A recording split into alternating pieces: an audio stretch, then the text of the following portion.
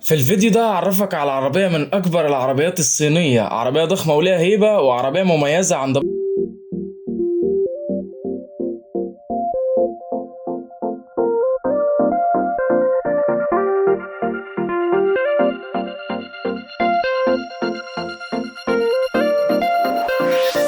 ازيك عامل ايه؟ يا رب تكون بخير. انا عمرو مجدي، وفي الفيديو ده هعرفك على هافال اتش 6. هافال اتش 6 عربيه ضخمه قوي وعاليه عن الارض، وتجربه ركوبك ليها هتحس انك طالع تركب حاجه عاليه قوي.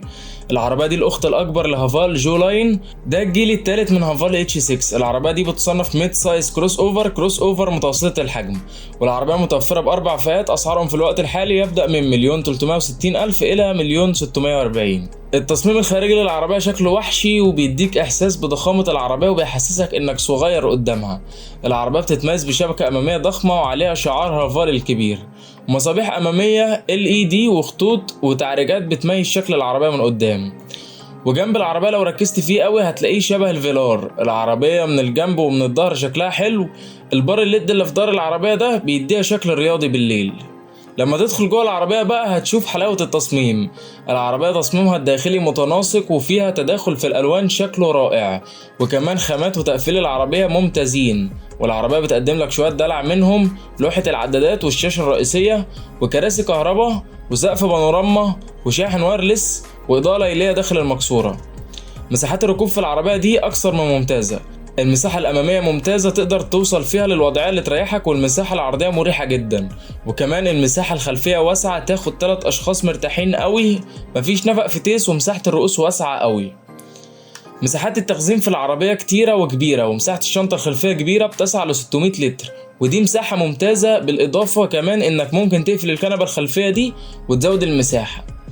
مساحات الرؤية واسعة جدا وكبيرة، بالإضافة لوجود سقف بانوراما، ولكن يعيب مساحات الرؤية إن القوايم كبيرة شويتين ممكن تعوق الرؤية معاك شوية.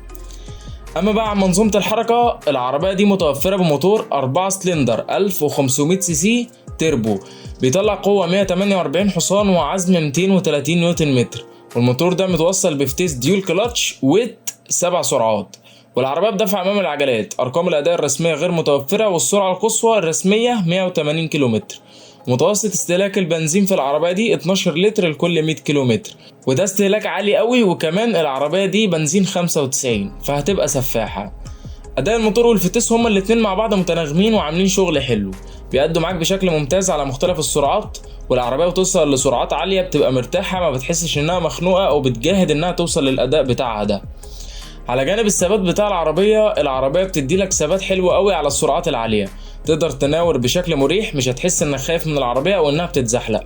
وبيساعدك في كده برضو نظام التوجيه في العربية ممتاز، في كذا وضعية قيادة تقدر تبدل ما بينهم. وعن الراحة في العربية مش مريحة قوي على السرعات المنخفضة، ولكن الكرسي هيدعمك في النقطة دي. ولكن الراحة على السرعات العالية حلوة، بتاخد مطبات الهواء بشكل حلو وبتحسسك انك راكب عربية عالية. عزل الصوت في هافال اتش 6 مش جامد جدا، ياخد 6 أو 7 من 10. العربية تسمع فيها صوت الهواء والموتور والعفشة، ولكن العربية فيها طقم صوت حلو هينسيك الصداع ده كله. وبالمناسبة بقى يبقى شغل التكييف كمان. تكييف العربية ممتاز، بيبرد المكسورة بشكل جيد جدا بالرغم ان المكسورة ضخمة. اخر نقطة وهي الامان، وقبل ما اتكلم عن انظمة الامان افرد ظهرك وركز معايا. العربية واخدة 5 نجوم امان في الاختبارات الصينية، ولكن هي ملهاش اختبارات اوروبية. العربية بتيجي ب2 ايرباج في الفئة الأولى، والفئة التانية والتالتة ب4 ايرباج، والفئة الرابعة بتيجي ب6 ايرباج. وأنظمة الأمان اللي هقولها دي موجودة في الأربع فئات.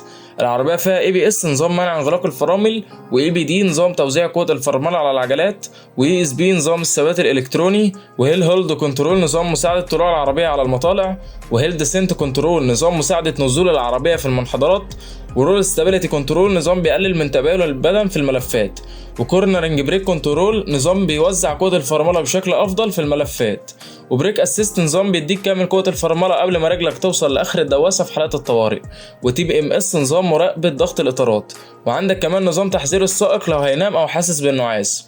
كل ده بيزيد عليه من اول الفئه الثانيه والثالثه. لين كيب اسيست نظام تحذيرك من خروج العربيه من الحاره المروريه، ولين سنتر اسيست نظام بيخلي العربيه ترجع في نص الحاره لو جت تخرج، وفرونت كوليجن وورنينج نظام التحذير من التصادم الامامي، وترافيك ساين ريكوجنيشن نظام بيتعرف على اللوحات المروريه الموجوده على الطريق زي لوحه سرعه الطريق وبيعرضها لك على الشاشه، وفي كمان مثبت سرعه ذكي وتفاعلي. كل الحاجات دي بقى بيزيد عليها في الفئة الرابعة بلايند سبوت اسيست، نظام تحذير من وجود حد في النقط العامية، ونظام تحذيرك لو حد جاي من وراك وانت طالع من الركنة، او لو انت ماشي على الطريق وحد ماشي وراك بمسافة قليلة جدا. والعربية كمان فيها اوتو بارك، نظام الركن الذكي. وفي نهاية الفيديو هافال اتش 6 زي ما عرفنا هي عربية ممتازة في مساحات الركوب، وممتازة في مساحات الرؤية، وممتازة في مساحات التخزين، لأنها عربية عائلية في المقام الأول. العربية منظومة الحركة بتاعتها مناسبة للعربية مش معجزاها، مع العلم إن الفتيس الديول كلاتش بتاع العربية ويت مش دراي، ودي حاجة حلوة في العربية. كمان العربية ثابتة على الطريق بشكل ممتاز، وفيها نظام توجيه مميز، بالإضافة لأنظمة الأمان الكتيرة قوي دي اللي احنا قلناها.